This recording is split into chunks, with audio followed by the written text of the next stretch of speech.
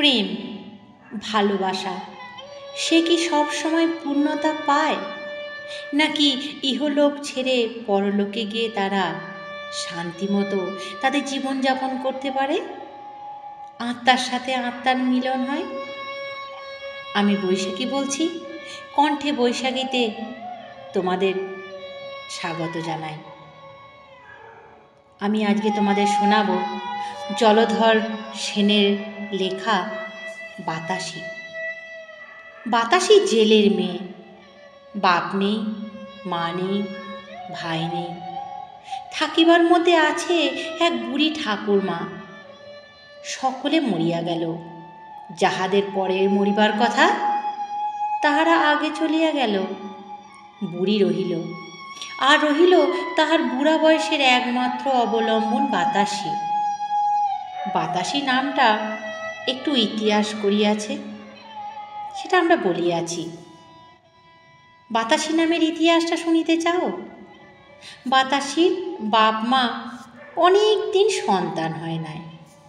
তাহারা কত দেবতার মানত করিয়াছে, কিন্তু দেবতারা পাঁঠা, মহিষ, ষোড়শোপচার পূজা প্রভৃতির লোভ সংবরণ করিয়াছিলেন।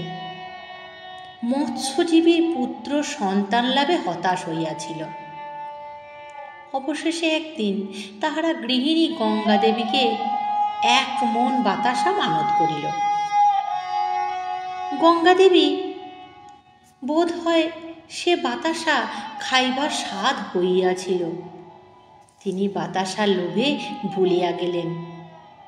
জেলের ঘরে একটি মেয়ে জন্মিল। মেয়ে ষষ্ঠী পূজার দিন এক মন বাতাসা গঙ্গা দেবীকে নিবেদন করিয়া দিয়া পাড়ার সকলে তাহাতে যথাসাধ্য ভাগ বসাইল। পুরোহিত মহাশয় বলিলেন, বাতাসা দিয়া যখন মেয়ে পাইয়াছ, তখন মেয়ের নাম থাকুক বাতাসি। পুরোহিতের কথা মতো মেয়ের নাম হইল বাতাসি। বাতাসির বয়স তখন 13 বৎসর। তখন তাহার পিতা বুঝিল তাহার বিবাহের চেষ্টা না করিলেই তো নয়। জেলের ঘরের মেয়ে একটু বেশি বয়স পর্যন্ত অবিবাহিত থাকিলেও সমাজে বড় কথাবার্তা হয় না।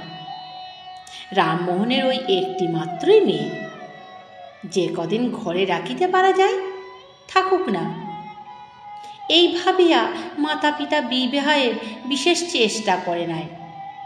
বিশেষত তাহার মনে স্থির করিয়া রাখিয়াছিল কোনো বর। হরি হালদারের পুত্র স্বরূপ বেশ ভালো ছেলে। হরি হালদার গাঁয়ের পাশের ইচ্ছামতি নদীর পাটনি, 2 পয়সা রোজগার করে। এ পাটনিগিরি সে একরকম মৌরসি করিয়াই লইয়াছিল। ঘাট ডাকের সময় গ্রামের আর কেউই ডাকিত না। হরি যাওয়ায় দিয়া ঘাট ইজারা লইত। বাতাসির পিতামাতার স্বরূপের সঙ্গেই কন্যার বিবাহ দিবার ইচ্ছা ছিল। এতদিন কথাটা বলি বলি করিয়াও বলা হয় নাই। এখন মেয়ে 13 বৎসরে পড়িল, সুতরাং আর অপেক্ষা করা তো সম্মত নয়। রামমোহন প্রস্তাব করিল, হরি আনন্দে সম্মত হইল। মেয়ে সুন্দরী, স্বরূপের সঙ্গে বাতাসি শৈশবে কত খেলা করিয়াছে, নৌকায় চড়িয়াছে, 2 জনে খুব ভাব। কিন্তু বিবাহের কাল বিলম্ব হইল। স্বরূপে তখন 20 বৎসর বয়স।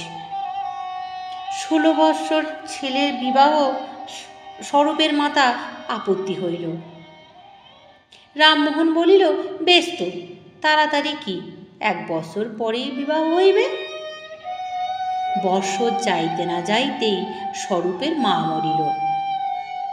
গ্রামের 10 মাতব্বর বলিলেন, 1 বৎসরের মরণাশৌচ, তাহার পূর্বে বিবাহ স্বাস্থ্যসঙ্গত নয়। রামমোহন বলিল, বেশ। এইভাবে 2 বৎসর গেল। বাতাসির বয়স তখন 15। বিবাহের আয়োজন হইতে লাগিল। হরি আর হালদারের বিশেষ আগ্রহ, তাহার ঘরে স্ত্রীলোক তো নেই। কিন্তু তাহাদের আগ্রহ হইলে কি হয়, পূজাপতি ঠাকুর নিতান্তই বাঁকিয়া বসিয়াছিলেন। ঠাকুরমশাই মন্ত্রণা করিয়া ওলা দেবীকে গ্রামে ডাকিয়া আনিলেন। গ্রামে হাহাকার উঠিল। দেবী প্রথমেই জেলে পাড়ায় প্রবেশ করিলেন। পাড়াটা নদীর তীরেই কিনা। আজ এ বাড়ির রশিদ দাস গেল, কাল ফটিকের ছেলেটা গেল, তারপর দিন হুড়ি আক্রান্ত হইল। 24 ঘণ্টার মধ্যেই সে মরিল। রামমোহন ওলাওটায় বীজ লইয়া ঘরে গেল। সে ঘরে গিয়া দেখে তাহার স্ত্রী তাহার আগেই যাইবার জন্য প্রস্তুত হইয়াছে। একই দিনে একই সময়ে স্বামী স্ত্রী চলিয়া গেল। দেবী রামমোহনের বৃদ্ধা মাতাকে কিছু বলিলেন না, বাতাসিকেও কিছু বলিলেন না। তাহার পর ক্ষুদ্র হরিশপুর গ্রামের 139 জনের হিসাব নিকাশ করিয়াই দেবী গ্রামান্তরে চলিয়া গেলেন। বাতাসির বিবাহ চাপা পড়িয়া গেল। কাহার বিবাহ, কে দেয়? 2 মাস 3 মাস কাটিয়া গেল। রামমোহন মেয়ের বিয়ের জন্য 300 টাকা সঞ্চয় করিয়াছিল। তাহাই ভাঙিয়া বাতাসি ও তাহার ঠাকুমার দিন চলিতে লাগিল। এমন সময় একদিন পুরোহিত মহাশয় রামমোহনের বাড়িতে পদ্মতুলি দান করিলেন। অন্যান্য কথার পর তিনি বলিলেন, মোহন তো চলিয়া গেল, এখন আমাকেই তো তোমাদের মঙ্গল অমঙ্গল দেখিতে হয়। তা এখন মেয়েটার কোনো রকমের 7 পাকে দিতে তো হয়, কি বলো? বুড়ি বলিল, তা তো বটেই, আমাদের তো আর কেউ নেই, আপনিই আছেন, যা হয় আপনিই করেন। পুরোহিতমশাই বলিলেন, আমি স্বরূপকেও বলি, গ্রামের 10 জনকেও বলি, যাতে শুভ কাজটা এই মাসেই হয়ে যায়। তাই করা যাবে, সেই জন্য তুমি ভেবো না। এই বলিয়া পুরোহিত ঠাকুর চলিয়া গেলেন। বাতাসি ঘরের মধ্যে বসিয়াছিল। সে সব কথা শুনিল। পুরোহিত চলিয়া গেল। বাতাসি তাহার ঠাকুমাকে বলিল, ঠাকুমা, আমি সব শুনেছি, তোমরা যাই বলো আর যাই করো, আমি বিয়ে করব না। বাবা গেল, মা গেল, বিয়ে আর করা যায় না। বুড়ি নাতনির কথা শুনিয়া একেবারে অবাক। একটু চুপ করিয়া থাকিয়া বুড়ি বলিল, তুই বলিস কি বাতাসি, বিয়ে করবি নে? সে কি কথা? অমন কথা মুখেও আনিস নে, লোককে বলবে কি? বাতাসি রাগিয়া বলিল, লোকে যা বলতে হয় বলুক, আমার 10টা ভাই নেই, বোনও নেই, লোকের কথায় ভয় পাবো কেন? তুমি চোখ বুঝলেই আমার সব গেল, আমি বিয়ে কিছুতেই করব না। বুড়ি রাগিয়া বলিল, আভা কি বিয়ে করবি নে? খাবি কি? তোর বাবাও তো জমিদারি রেখে যায়নি, আর বসে বসে খেলে রাজার ভাণ্ডাও ফুরিয়ে যায়, শেষে একটা কলঙ্কি নিবি কি? বাতাসি বলিল, তোমার মুখে আগুন, রামমোহন মাঝির মেয়ে, কলঙ্ক রটায়, তার দিকে কুনজর দেয়, এমন লোক এ 7 গায়ের মধ্যে নেই। খাবো কি বলছিস? জেলের মেয়ে, খাবো কি? তুমি বুড়ো হয়েছ, ঘরে বসে থাকবে, আমি গায়ে গায়ে মাছ বেচে তোমাকে খাওয়াবো, তার জন্য ভয় কি? বুড়ি আসল কথাটা আর চাপিয়া রাখিতে পারিল না, বলিল, দিদি ভাই, ভয় সবই, তুমি এই সমস্ত মেয়ে, তারপর এরকম রূপ, সবই ভয় দিদি, সবই ভয়। এত বড় মেয়ের কি বুড়ো থাকতে আছে? না না, কেউ থাকে। বাতাসি বলিল, তা তুমি যাই বলো ঠাকুমা, আমি এ জন্মে আর বিয়ে করব না। বুড়ি বলিল, কেন? স্বরূপকে কি তোর মনে ধরে না? তাকে বিয়ে না করিস, অন্য বর দেখি। বাতাসি বলিল, তুমি ফের যদি বিয়ের কথা বলবে, তাহলে আমার যেদিকে দু চোখ যায় আমি সেদিকেই চলে যাব। বুড়ি তখন বিমর্ষভাবে বাড়ি গেল। সে বলিল, আমি আর তোর সঙ্গে কথায় পেরে উঠবনি। যাই, তোর বরের কাছে যাই, দেখি সে যদি কিছু করতে পারে। বুড়ি সত্যই স্বরূপের বাড়ি গেল, তাহাকে সমস্ত কথা খুলিয়া বলিল। স্বরূপ কিছুক্ষণ চিন্তা করিয়া বলিল, ঠাকুমা, তুমি ঘরে যাও, আমি বাতাসের মন বুঝিব। স্বরূপ অনেক চেষ্টা করিয়াছে, অনেক বুঝাইয়াছে, বাতাসের সেই একই কথা, আমি বিবাহ করিব না, তোমাকেও না আর কাহাকেও না। একদিন স্বরূপ বাতাসিকে বলিল, দেখ বাতাসি, তোর জন্য আমি এতদিন বসে আছি, আমার এ সংসারে কেউ নেই, তুই কি মনে করিস আমি তোকে ভালোবাসি নে? তুমি কি ভাবো আমি তোমার যত্ন করব না? বাতাসি, আমি তোমায় দিন রাত ভাবি। ঝড় বৃষ্টির রাত্রিতে যখন নদীতে লোক পারাপার করতে যায়, তখন তোমার মুখটা মনে করেই আমি বুকে বল পাই।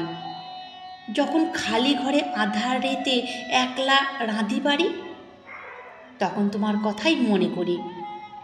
কতদিন তোমার কথা ভাবতে রাত বয়ে যায়, আর রাঁধিনে না খেয়েই পড়ে থাকি। তারপর সকালবেলায় যখন তোমাকে দেখি, তখন মনে হয় না আগের রাতে আমার উপবাস গিয়েছে। বাতাসি স্বরূপের কিচ্ছু বলিতে পারিল না, তাহার চক্ষু অশ্রুসিক্ত হইয়া উঠিল। স্বরূপের কথা শুনিয়া বাতাসির মন নরম হইল কি না বলিতে পারি না, কিন্তু আজ সে স্বরূপের সঙ্গে অনেক কথা কহিল। অন্যদিন স্বরূপের কথা সে কোনো কানই দিত না। আর সে স্বরূপকে বলিল, তোমাকে সোজা কথা বলি, দেখো তোমার কেউ নেই, আমার বুড়ি ঠাকুর সে তো আমার আছে। তোমার সঙ্গে আমার বিয়ে হলে ঠাকুমা কোথায় যাবে? তুমি বলবে আমার বাড়িতে থাকবে, তা হতেই পারে না। রামমোহন মাঝির মা দুটো ভাতের জন্য তার নাচ জামাইয়ের বাড়িতে থাকবে, তা আমি কিছুতেই সইতে পারবো না। আমি নিজে রোজগার করে আমার ঠাকুমাকে খাওয়াবো, তাকে তোমার দৌড়ে আসতে দেব কেন? অহংকার বলো আর যাই বলো, তোমায় আমি বলছি, আমার যে কথা সেই কাজ। হয় তুমি বলবে তুমি আমাদের বাড়িতে এসে থাকবে, তোমাকে ভালোবাসি আর নাই বাসি, তুমি ঘর জামাই হতে যাবে কেন? যে নিচের বাপের ভিটে ছেড়ে বিয়ের লোভে ঘর জামাই থাকতে চায়, তাকে আমি কখনো বিয়ে করব না। তুমি আর আমাকে কিছু বলো না। এরপর থেকে যদি তুমি আমার বিয়ের কথা তোলো, তোমার সঙ্গে আমি কখনো কথা কইব না। স্বরূপ নির্বাক হইয়া বাতাসির কথা শুনিল। তাহার কথা শেষ হইলে স্বরূপ কি বলিতে যাইতেছিল, কিন্তু বাতাসি তাড়াতাড়ি ঘরে চলিয়া গেল। স্বরূপ কি ভাবিতে খেয়া নৌকায় গিয়া বসিল। বাতাসি তখন মাছ বিক্রি করিয়া বেড়ায়। নদীর তীরে ঘুরিয়া জেলেদের নিকট হইতে সে মাছ কিনিয়া ওপারের হাটে যায়। সেখানে মাছ বিক্রয় করিয়া হাটের পরে আবার নদী পার হইয়া ঘরে আসে। প্রথম কয়েকদিন সে স্বরূপের নৌকাতে পার হইয়াছিল। স্বরূপও সুবিধা পাইল, বাতাসিকে কত কথাই বলিত, বাতাসিও কোনো কথার উত্তর দিত না। 1 মাস পরে একদিন বাতাসির মাসের পরের পয়সা 4 আনা স্বরূপকে দিতে গেল। স্বরূপ পয়সা লইয়া নদীর জলে ফেলিয়া দিল। তাহার পর বলিল, বাতাসি, তুমি কি মানুষ? কি বলে আমায় পারের পয়সা দিতে এলে? বাতাসি এ কথার আর উত্তর করিল না, চুপ করিয়া ঘরে চলিয়া গেল। সেই দিন হইতে সে স্বরূপের ঘাটে আর পার হইত না। এক ক্রোশ ভাটিতে আর একখানি খেয়া ছিল, বাতাসি সেই খেয়ায় পার হইত। তাহাতে এপার ওপার প্রায় 2 ক্রোশ পথ হাঁটিতে হইত, কিন্তু সে তা গ্রাহ্যই করিত না। এদিকে স্বরূপের খেয়ায় প্রতিদিন কত লোক পার হইত। দূর হইতে লোকে যখন আসিত, তখন স্বরূপ মনে করিত উহাদের মধ্যে বাতাসি নিশ্চয়ই আছে। তাহার ঘাটে আসিত, বাতাসি তাহাদের সঙ্গে নেই। স্বরূপ একটা দীর্ঘ নিঃশ্বাস ফেলিয়া নৌকা ছাড়িয়া দিত। কতদিন সে নৌকা লইয়া বসিয়া থাকিত, তাহার বুক ভাঙিয়া কান্না আসিত। বাতাসিকে পার করিবার জন্য সে কত আগ্রহে পথের দিকে চাইয়া বসিয়া থাকিত। দিনের পর দিন গেল, বাতাসি আর পার হইবার জন্য আসে না। সন্ধ্যার সময় যখন পারের লোক আসিত না, স্বরূপ তখন নৌকায় বসিয়াই আকাশ পাতাল ভাবিত। একটু শব্দ হইলেই তীরের দিকে চাইয়া দেখিত। তাহার মনে হইত এইবার হয়তো বাতাসি আসিতেছে। এমনি করিয়া কিছুদিন গেল। একদিন অপরাহ্নে বড় ঝড় উঠিল। বেলা 3টে হইতে আকাশে মেঘ সাজিতেছিল। 4টা বাজিতে না বাজিতেই ঝড় উঠিল। যেমন ঝড় উঠতেই শুরু হলো বৃষ্টি। ইছামতি নদী গর্জন করিতে লাগিল। চারিদিকে অন্ধকার হইয়া গেল। আকাশে প্রলয়ের মেঘ গর্জিতে লাগিল। স্বরূপ খেয়া নৌকায় ডবল কাছি দিয়া তীর সংলগ্ন করিল। বৃষ্টিতে তাহার কাপড় ভিজিয়া গেল। সে তখন তাড়াতাড়ি তাহার কুটিরে যাইবার আশ্রয় গ্রহণ করিল। ভিজা কাপড় ছাড়িয়া এক চিলিম তামাক সাজিয়া স্বরূপ ধূমপানের আয়োজন করিতেছে। এমন সময় বাহিরে একটা শব্দ হইল। স্বরূপ কান পাতিয়া শুনিল, কে যেন ঘরের পাশে আসিয়া দাঁড়াইল। তাহার পরেই অতি কোমল কণ্ঠে কে ডাকিল, স্বরূপ। এই যে চেনা গলা, এই কণ্ঠস্বর শুনিবার জন্যে স্বরূপ যে আজ 1 মাস কান পাতিয়া প্রতীক্ষা করিতেছিল, কিন্তু আজ এ কি? এমন অসময়ে, এই দুর্যোগে, প্রবল ঝড় বৃষ্টি মাথায় করিয়া বাতাসি আসিবে কেন? না না, বাতাসি নয়। স্বরূপ মনে করিল তাহার ভ্রম হইয়াছে। এই ঝড়ে, এই দুর্দিনে বাতাসি তাহার কুটিদ্বারে আসিবে? তাও কি হয়? তবুও স্বরূপ কান পাতিয়া রহিল। হায় মোহ! এবার শব্দটা আরও একটু স্পষ্ট হইল। কে ডাকিল, স্বরূপ, স্বরূপ, ঘরে আছো? আত্মসংশয় নেই, এ নিশ্চয়ই বাতাসের কণ্ঠস্বর। স্বরূপ তখন তাড়াতাড়ি হুঁকা রাখিয়া দ্বার খুলিল। দেখিল দ্বারের সম্মুখে বাতাসি একটা ঝুড়ি মাথায় করিয়া দাঁড়াইয়া আছে। তাহার সর্বাঙ্গ সিক্ত কর্দমাক্ত। স্বরূপ আর বাতাসিকে কথা কইবার অবকাশ দিল না। তাড়াতাড়ি তাহার মস্তক হইতে মাছের ঝুড়ি নামাইয়া লইল এবং তাহার হাত ধরিয়া ঘরের মধ্যে টানিয়া আনিল। তাহার পর সে চুপ করিয়া দাঁড়াইয়া রহিল। তখন বাতাসি বলিল, স্বরূপ, আমার পায়ে করে দেবে? আমাকে ওপারে যেতে হবে। পার? এমন ভয়ঙ্কর দুর্যোগে, এই ঝড়ে পার? বাতাসি বলে কি? এই প্রলয়ের ঝড় পার করিতে হইবে, তাও যাকে তাকে নয়, বাতাসিকে। বাতাসি বলে কি? স্বরূপ কথাটা হয়তো শুনিতে পায় নাই মনে করিয়া বাতাসি আবার বলিল, স্বরূপ, আমায় পার করে দেবে? স্বরূপ বলিল, বাতাসি, তোমাকে পার করবার জন্য তো আমি দিন রাত পথ চেয়ে আছি। তুমি তো আমার খেয়ার পার হতে আসো না বাতাসি। বাতাসি কোমল স্বরে বলিল, স্বরূপ, আমাকে 5টার মধ্যে এই মাছ ওপারে মুখুজ্জেবাবুদের বাড়ি দিতে হবে। 3 টাকা বায়না নিয়েছি, আমাকে যেতেই হবে। ও ঘাটে গিয়াছিলাম, তারা এ ঝড়ে খেয়া দেবে না। এই বিপদে পড়ে তোমার কাছে এসেছি, তুমি আমায় পার করে দাও। আজকের এই ঝড় তুমি ছাড়া আমায় কেউ পার করে দিতে সাহায্য করবে না। এই বলিয়া বাতাসি স্বরূপের মুখের দিকে চাহিল। স্বরূপ এমন রূপ আর কখনো দেখে নাই, এমন কথাও আর কখনো শোনে নাই। সে বলিল, বাতাসি, তোমার পায়ে দিয়ে আমি পড়ি, তোমার পায়ে পড়ি, আমার কথাটা কি শোনো। কিন্তু তোমায় না গেলেও তো হবে, তুমি এখানে থাকো, আমি ওপারে মাছ পৌঁছে দিয়ে আসি। বড় তুফান বাতাসি, আজ বড় তুফান। বাতাসি বলিল, তা হবে না স্বরূপ, তুমি যে একলা এই ঝড়ে আমার জন্য পারে যাবে তা হবে না, আমিও যাব। চলো, আর দেরি করিও না, আধার ক্রমশই বাড়ছে।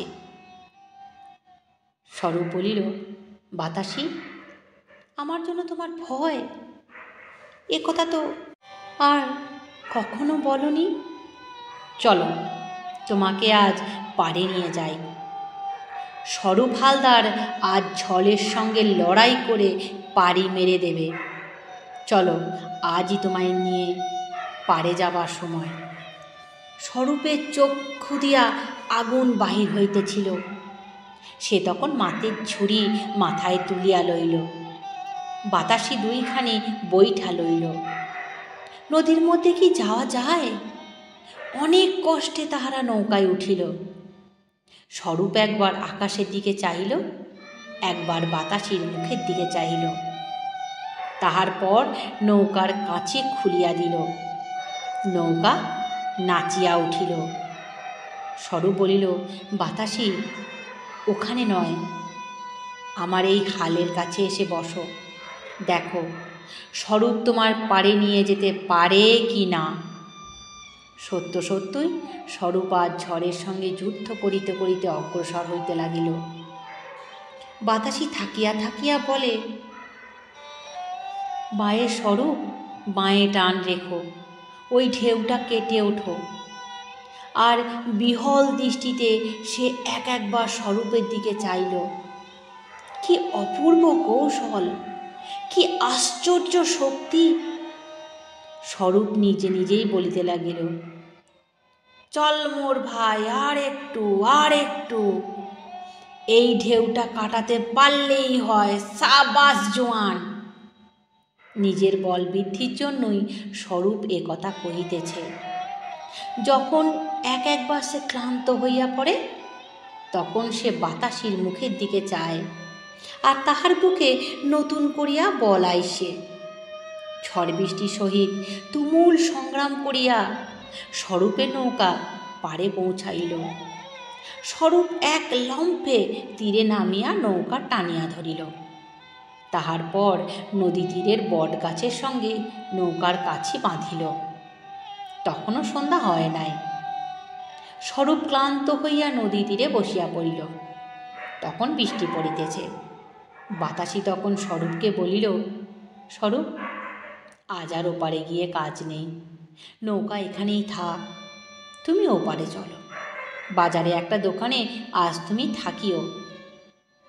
আমার সঙ্গে তো কিছুই নেই, বাবুদের বাড়ি যে টাকা পাবো তা থেকে কিছু তোমাকে দিয়ে আসবো, তুমি খেয়ে দিয়ে রাত্রিটা কাটিয়ে দিও, আমি বাবুদের বাড়ির এক কোণে পড়ে থাকবো, কি বলো?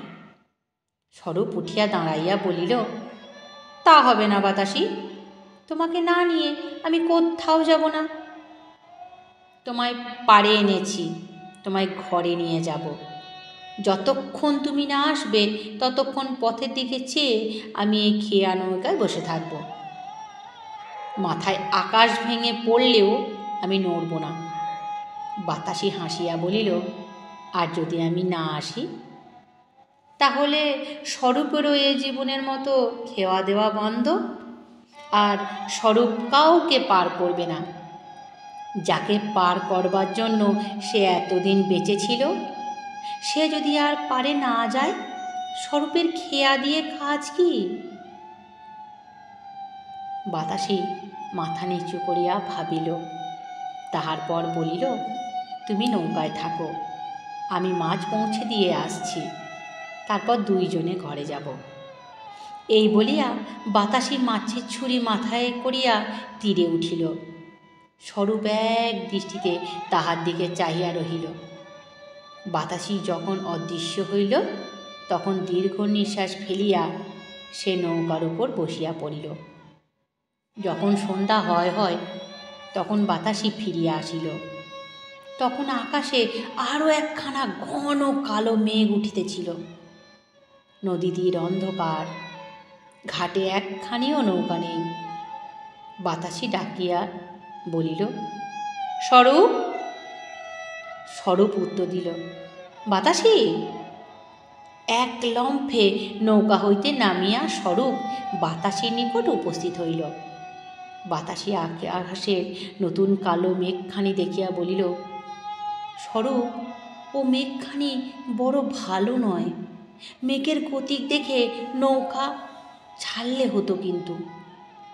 স্বরূপ মেঘখানির দিকে চাহিয়া বলিল, ও কিছু নয়, ও মেঘ উড়ে আস্তে আস্তে আমরা পাড়ি জমিয়ে দেব। ওই তো ওপারের ঝাউ গাছ দেখা যাচ্ছে, দেখতে দেখতে চলে যাব। তুমি নৌকায় উঠে ভালো করে বসো, কোনো ভয় নেই। বাতাসি বলিল, স্বরূপ, মেঘখানি একটু দেখে গেলেই হতো, এখনই তুফান উঠবে, আকাশের গতি ভালো নয়। স্বরূপ সে কথার কর্ণপাত না করিয়া নৌকা ছাড়িয়া দিল। ক্ষিনিখানি নৌকা যাইতে না যাইতেই একেবারে আকাশ ভাঙিয়া ঝড় উঠিল। স্বরূপ বলিল, বাতাসি, ভয় নেই, ওই তো ডাঙা দেখা যাচ্ছে, দেখতে দেখতে চলে যাব। বাতাসি একটু দূরে বসিয়াছিল। সে তখন স্বরূপের আরও একটু কাছে আসিয়া বসিল। স্বরূপ সিংহ বিক্রমে হাল চালাইতে লাগিল। এমন সময় হঠাৎ হালখানি ভাঙিয়া গেল। স্বরূপ জলে পড়িতে পড়িতে বাঁচিয়া গেল। নৌকা ঢেউয়ের উপর আছাড় খাইতে লাগিল। স্বরূপ তখন চিৎকার করিয়া উঠিল, বাতাসি, এবার নৌকা গেল, আর রক্ষা নাই। বইটা কই? তখন বইটা খুঁজিয়া পাওয়া যায় না। তাহাদের অজ্ঞাত দ্বারে বইটা দুইখানি জলে পড়িয়া গিয়াছিল। তখন স্বরূপ বলিল, বাতাসি, আর রক্ষার উপায় নেই। আমার জন্য ভাবছিলে বাতাসি, কিন্তু আজ যে নৌকায় তুমি রয়েছ, তোমাকে আজ বাঁচাতে পারছি না, এ কষ্ট মরলেও যাবে না। বাতাসি, কেন তোমাকে এই ঝড়ের মধ্যে নৌকায় তুলেছিলাম, কেন তোমার কথা শুনলাম না? আমি তোমাকে মেরে ফেললাম। বাতাসি, ওই যে ঢেউটা আসছে, ওই ঢেউয়ে আমাদের নৌকা ডুবে যাবে। বাতাসি তখন উঠে দাঁড়িয়ে ছিল। সে বলিল, স্বরূপ, আমি কি মরতে ভয় পাই? এসো, দুইজনে আজ গলা জড়িয়া ধরে মরি। আজ আমাদের বিয়ে স্বরূপ, আজ আমাদের বিয়ে। এই বলিয়া বাতাসি স্বরূপের গলা জড়িয়া ধরিল। বাতাসি তখন চিৎকার করিয়া বলিল, স্বরূপ, চলো, আজ আমার পারে যাই, আজ আমরা পারে যাই। প্রকাণ্ড একটা ঢেউ আসিয়া নৌকাখানি আছড়াইয়া ফেলিল।